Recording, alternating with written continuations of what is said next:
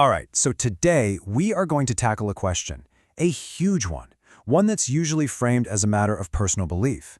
But what if that's the wrong frame entirely? We're going to explore an argument that totally shifts the focus from faith to, well, to structural integrity. It's a new, objective test for a very old claim. Let's dive in. Right out of the gate, our source material hits us with this. It's a pretty provocative idea, isn't it?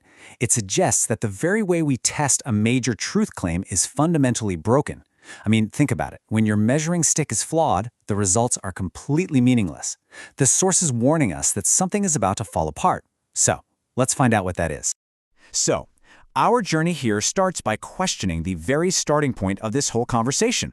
For centuries, the debate has really been framed as a test of one thing and one thing only: your faith. This is such a crucial reframing. We usually see this whole thing as a conflict between believers and non-believers, and it all centers on that one question: do you have faith? But what if that misses the point completely? The source argues that the real question, the one with actual weight, isn't about the believer at all. It's about the story itself. Does it hold together? And this leads us right to this concept of a false positive. You know, a false positive is when a test gives you a confirmation, but it was measuring the wrong thing all along. The source gives this great, if kind of absurd example: Jesus saved me from biscuits.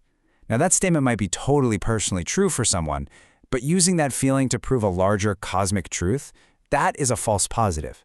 It might make perfect sense in your own personal line of reasoning, but it doesn't even touch the main structural claim. So, okay, if the faith test is flawed, then what do we replace it with? This is where our source introduces a really powerful new framework. We're going to shift our focus to something it calls the line. Here's the core idea. The line is basically the biblical narrative from start to finish, but viewed as a single coherent structure. So the test isn't whether you believe in the characters anymore. It's all about whether the plot and the internal logic can actually hold up under pressure. The hero of this whole analysis isn't a person, it's the timeline itself. So how does this structure actually work? Well, it's built on three really critical points. First, in Genesis, a central problem, a dilemma, is set up.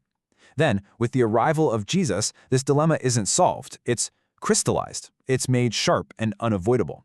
And then finally, in Revelation, the story claims to solve the very dilemma that it created all the way back at the beginning. So here's the crucial point. This new test is objective. The story sets its own puzzle. It either solves it with its own internal logic, or the entire structure just collapses, like a bridge built with a fatal design flaw. It becomes a test of coherence, not a test of your personal conviction. Now that we have the framework of the line, we have to ask the big question. What is this high-stakes problem it has to solve? What is this central dilemma that puts the entire structure to the test? The source really just boils it down to this incredibly direct question. At the very heart of the line is what it calls Christ's dilemma. Is he who he claims to be, or is he just bluffing? The entire timeline, the whole thing, hangs on that answer. And this isn't just some vague feeling. The source lays out specific testable conditions for collapse. First, if Christ's authority is just self-proclaimed with no outside validation, the structure fails. Second, if the story ends and there's no real functional difference between Christ and the beast he's supposed to be opposing, the logic just collapses. And finally, if that core question, how do we know who to trust, is never really answered, then the whole narrative fails its own test. Let's be really clear here. This isn't about whether you personally like the answer or not. This is being presented as an objective, structural flaw that's embedded within the narrative itself. It's a lock. And for the line to hold, the story absolutely has to produce a key that fits it perfectly.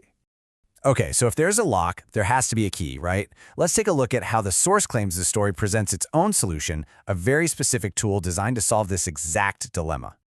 The book of Revelation sets the stage for this perfectly by asking this very question. In this moment of cosmic crisis, a scroll is presented that nobody can open. This isn't just for dramatic effect. It's a restatement of that central dilemma. Who actually has the true authority to act? And here is the attribute, the description, given to the one who is finally found worthy. This person has the unique ability to open doors no one can close, and close doors no one can open. It sounds kind of poetic, but what if it's not?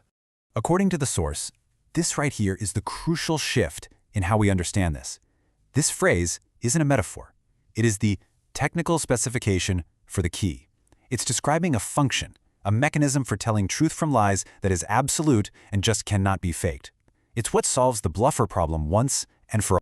So what is this key?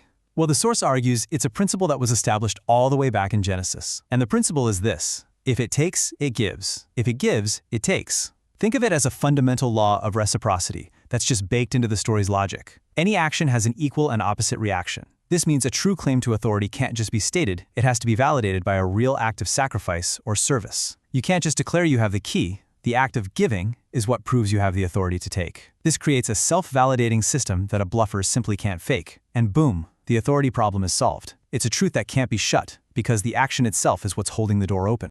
And this brings us to the final and maybe the most profound reframing of this entire debate.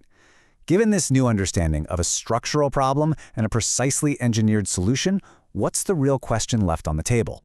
The choice is no longer, do you believe? The choice is now this. Is this incredible architecture, where a dilemma set in the very first chapter is perfectly solved by a key derived from that same chapter thousands of years later, is that just a staggering cosmic accident? Or is it evidence of a deliberate, coherent design? You see, this puts the skeptic in a very different position. The argument is no longer about personal feelings or faith. To argue against the line now, you have to argue that its incredible structural integrity, its perfect problem and solution coherence across this vast timeline is purely a product of random chance. So we're left with this final thought. We started by seeing how the old test of faith could be a false positive, a broken measure.